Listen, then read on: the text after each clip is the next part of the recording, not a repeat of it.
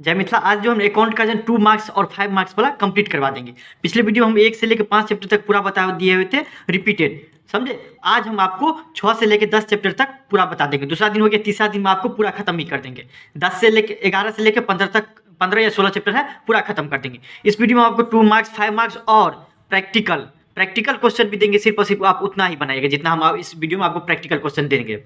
चलिए video start करें। Hindi English दोनों में ये, और जो रिपीटेड सिर्फ लिए हैं इस वीडियो में, जिसको आप वीवीआई या इंपॉर्टेंट भी बोल सकते हैं। सिर्फ और सिर्फ लिए हैं कौन सा रिपीटेड क्वेश्चन इसमें 6 से 10 चैप्टर तक में। चलिए स्टार्ट करते हैं। हम आपको जो है ना, ये जो प्रैक्टिकल है, प्रैक्टिकल हम लास्ट में बता देंगे। पहले हम आपको 2 मार्क्स और 5 मार्क्स वाला है वो बता देते, उसका प्रैक्टिकल जो है ना आपको हम दे देंगे, समझे, जिसको आप बना लीजिएगा। बहुत ही कम प्रैक्टिकल लिए हैं, समझिए ना, करीब 4 या 5 सिर्फ प्रैक्टिकल लिए हैं और 16 क्वेश्चन इसमें है, तो मतलब 20 क्वेश्चन सिर्फ और सिर्फ है, समझे। देख लीजिए आपको, जो कि रिपीटेड बहुत कम होता है ना, इसलिए। देखिए वीवीआई और इंपॉर्टेंट बहुत रहता है, 50-50 दे देंगे, लेकिन रिपीटेड बहुत कम होता है, जिसका चांसेस 99 से 100% रहता है आने का, समझे। वही क्वेश्चन लिए हैं सिर्फ और सिर्फ। एग्जाम में जाने से पहले इसको सिर्फ और सिर्फ रट जाइए आप, समझे। टीचर का भी नोट पढ़िए और आपका जो बुक है सब कुछ पढ़िए, मॉडल पेपर भी, लेकिन इसको आप सिर्फ और सिर्फ एक टिक लगा के रट जाइए और एक ना एक बार जरूर लिख लीजिएगा, ताकि एग्जाम में आपको सोचना ना पड़े, एक बार लिख के रखिएगा आप। चलिए स्टार्ट करते हैं। पहला क्वेश्चन है, what do you mean by retirement of a partner. इसका मतलब क्या हुआ, साझेदार के अवकाश ग्रहण से आप क्या समझते हैं। पहला क्वेश्चन ये है, इसको आप याद कर लीजिएगा, उसको लिख लीजिएगा ताकि दिमाग में आपका छपा रहे हैं। उसका बहुत ज़्यादा पूछा जाता है कि रिटायरमेंट साझेदार के अवकाश ग्रहण से आप क्या समझते हैं, परिभाषा में 2 मार्क्स में बहुत ज़्यादा पूछा जाता है। फिर देखिए आपको, difference between sacrificing ratio and gaining ratio, मतलब क्या त्याग अनुपात और लाभ अनुपात में क्या अंतर है। ये आपको 5 मार्क्स में भी पूछ सकता है और 2 मार्क्स में भी पूछ सकता है, याद रखिएगा। 5 मार्क्स में भी और 2 मार्क्स दोनों में पूछ सकता है ये क्वेश्चन। फिर आपको तीसरा नंबर में आते हैं, देख लीजिए, state and 3 mode of retirement. इसका मतलब क्या हुआ, सेवानिवृत्ति के 3 तरीका होता है। कौन कौन तरीके से हम जो रिटायरमेंट हो सकता है पार्टनर, किन किन तरीकों से रिटायरमेंट हो सकता है मोड से, वो आप बताइए इसमें। तीसरा नंबर में लिख दीजिए, 2 मार्क्स में पूछा जाता है, समझे। फिर आपके 4 नंबर देखिए, what do you mean by death of a partner. इसका मतलब कोई साझेदार के मृत्यु से आप क्या समझते हैं, इसका आप परिभाषा लिखिएगा, समझे।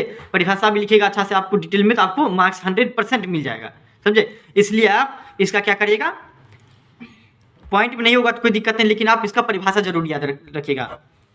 फिर देखिए आपको 5 नंबर में, 5 नंबर क्या बोलता है कि write the item which are debited and credited to deceased partner capital account. यहाँ पर समझने वाली बात है, इस क्वेश्चन को मर्ज किए, मर्ज मतलब कि 2 क्वेश्चन को मिला दिए हैं इसमें हम। 2 मार्क्स में पूछते रहता है ये क्वेश्चन, क्या हम बताते हैं आपको। देखिए कि राइट द आइटम पूछेगा कैसे, write the item which are debited to deceased partners capital account, समझे, ये पूछेगा आपको। इसका मतलब क्या हुआ, उन आइटम को उल्लेख कीजिए जो मृत साझेदार के पूंजी खाते में डेबिट होता है, इस टाइप से रहेगा। फिर आपको पूछ सकता है कैसे, देख लीजिए, यह आपको पूछेगा write the item which are credited to deceased partner capital account. इसको जो है ना एक में मिला दिए हैं, आप अलग अलग करके भी आंसर इसका लिख सकते हैं, समझे। पूछता है 2 मार्क्स में पूछेगा तो अलग अलग करके पूछेगा इसमें। तो पूछेगा क्या, उन आइटम का उल्लेख कीजिए जो जिन्हें मृत्यु साझेदार के पूंजी खाते में डेबिट या क्रेडिट किया जाता है, या तो डेबिट दे देगा या क्रेडिट दे देगा, समझे। कम से कम 2 पॉइंट इसका लिख दीजिएगा तो हो जाएगा, कोई दिक्कत नहीं होगा।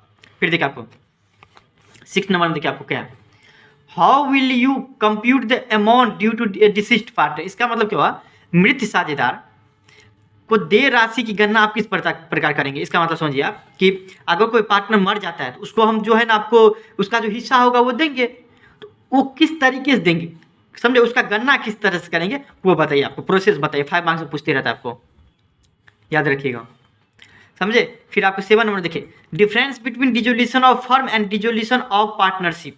इसका मतलब सुनिए, ये 5 मार्क्स में पूछेगा आपको, बहुत ज़्यादा इंपॉर्टेंट है और डिफरेंस बहुत ज़्यादा ये पूछा जाता है आपको कि साझेदार का के विघटन एवं फर्म के विघटन में क्या अंतर है। साझेदार का विघटन और फर्म के विघटन में क्या अंतर है, कम से कम 5 पॉइंट इसका याद कर लीजिएगा और उसको लिख लीजिएगा आप, समझे, बहुत ज़्यादा इंपॉर्टेंट है। साझेदार का विघटन और फर्म का विघटन दोनों अलग अलग चीज़ है। 8 नंबर में देखिए आपको क्या है, under which circumstances A partnership firm dissolve. इसका मतलब क्या हुआ, किन परिस्थितियों में साझेदारी फर्म का विघटन होता है, किन परिस्थिति में होता है।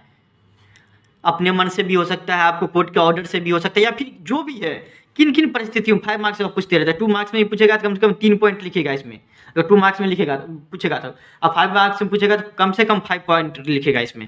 8 नंबर में 9 नंबर देखिए आपको डिफाइन रियलाइजेशन अकाउंट मतलब कि वसूली खाता को परिभाषित करिए आप, समझे। वसूली खाता क्या है उसको परिभाषित की, ये भी परिभाषा बहुत ज़्यादा पूछा जाता है, तो परिभाषा याद कर लीजिएगा इसका, समझे 9 नंबर में। फिर आपको देखिए 10 नंबर में देखिए आपको क्या है, difference between revaluation account and realisation account. इसका मतलब क्या, पुनर्मूल्यांकन खाता और वसूली खाता में क्या अंतर है। ये आपको 2 मार्क्स और 5 मार्क्स दोनों में पूछ सकता है। 5 मार्क्स में पूछेगा 5 पॉइंट, 2 मार्क्स में पूछेगा तो कम से कम 3 पॉइंट, ये 2 पॉइंट लिखिएगा। याद नहीं रहेगा तो 2 पॉइंट लिख सकते, लेकिन याद रहेगा तो कम से कम 3 पॉइंट आप लिख दीजिएगा, समझे। फिर आपको आते हैं 11 नंबर में, what is company and its feature. Company क्या है और उसकी विशेषता को लिखिए।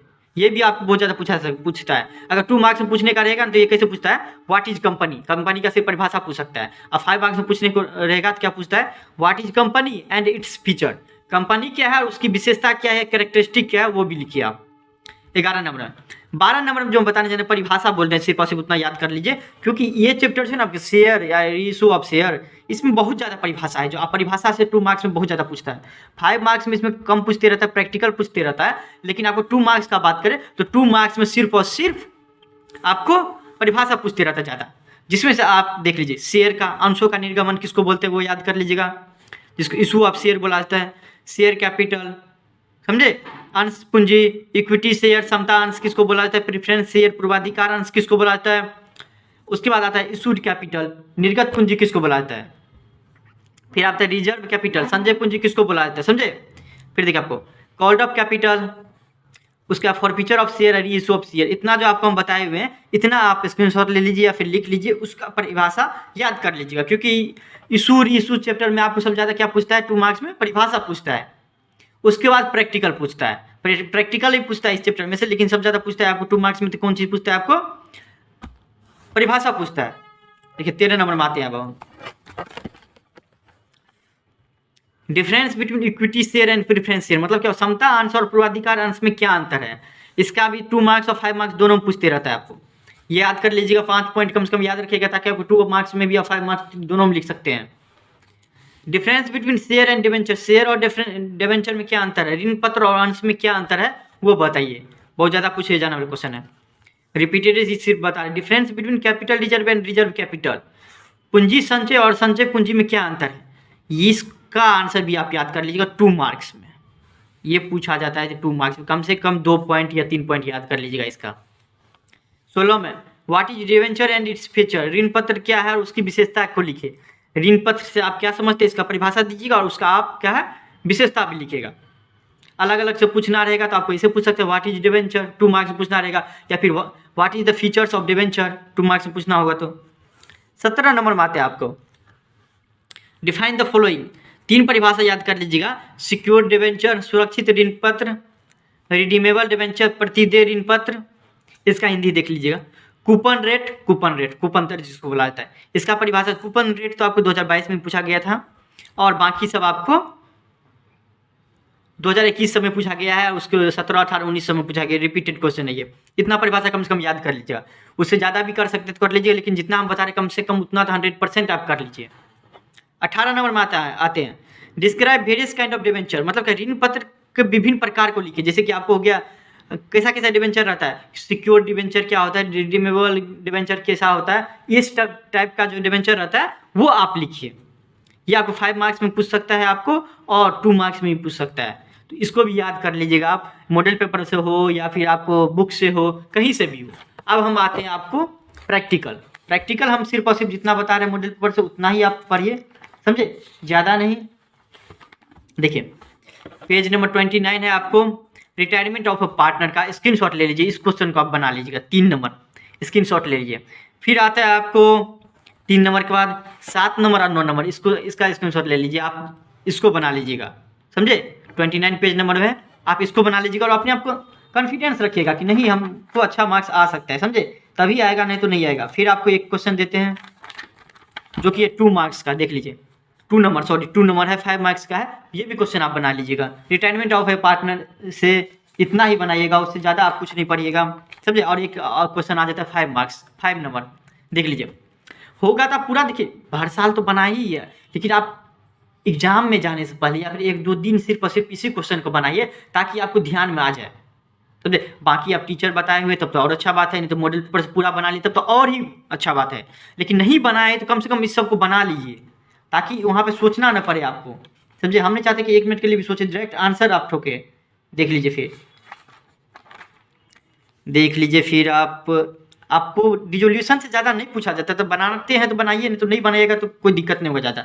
आपको रिजोल्यूशन और पार्टनरशिप फर्म से नहीं बनाते तो कोई दिक्कत नहीं होता है। हम वही बताते जो कि रिपीटेड है, सिर्फ और सिर्फ रिपीटेड जो है वही हम बताते। फिर आपको आ जाते हैं हम रिजोल्यूशन ऑफ पार्टनरशिप फर्म से, डेथ से नहीं बनाइएगा तो कोई दिक्कत नहीं, रिजोल्यूशन से बना लीजिएगा। आप पहला नंबर क्वेश्चन देख लीजिए, आपको स्क्रीनशॉट ले लीजिए, पहला नंबर क्वेश्चन बना लीजिएगा। और इधर आप कुछ भी नहीं बनाइएगा तो कोई दिक्कत नहीं, लेकिन 10 नंबर जरूर बना लीजिएगा। देख लीजिए 10 नंबर जरूर बना लीजिएगा। इसमें आपको पहला 10वां रिजोल्यूशन हो गया। अब आते हैं जो मेन, जब सबसे ज़्यादा पूछा जाता है आपको इशू चैप्टर से, issue and re issue of chapter से पूछा जाता है, वो हम आपको देखिए पहला नंबर आप बना लीजिएगा। सब ज़्यादा पूछा जाता है, पहला नंबर आप बना लीजिएगा। उसके बाद आते हैं 3 नंबर, 3 नंबर भी बना लीजिएगा, स्क्रीनशॉट ले लीजिए, ये बना लीजिएगा क्वेश्चन। उसके बाद आप 4 नंबर पे आते हैं, 4 नंबर भी बना लीजिएगा। उसके बाद आप 6 नंबर पे आते हैं। बहुत ज़्यादा पूछा जाता है इस चैप्टर से, अब बहुत ही आसान है, एक बन जाएगा तो आपको से सब बन जाएगा। इसलिए कम से कम जितना बता रहे हैं उतना कम से कम आप जो है तैयार कर लीजिए, 100% कॉन्फिडेंस के साथ आप जो है इस सबको बना लीजिए, समझे। देखिए अब आते हैं आपको इशू ऑफ डिवेंचर पे। इशू ऑफ डिवेंचर का आप 2 नंबर बना लीजिए, स्क्रीनशॉट ले लीजिए आप क्वेश्चन, समझे, और ये बना लीजिए आप, कम से कम आपको कॉन्फिडेंस हो जाएगा। फिर आते हैं 3 नंबर में, 3 नंबर बना लीजिए आप, और 4 आपको 5 नंबर ये बना लीजिए आप।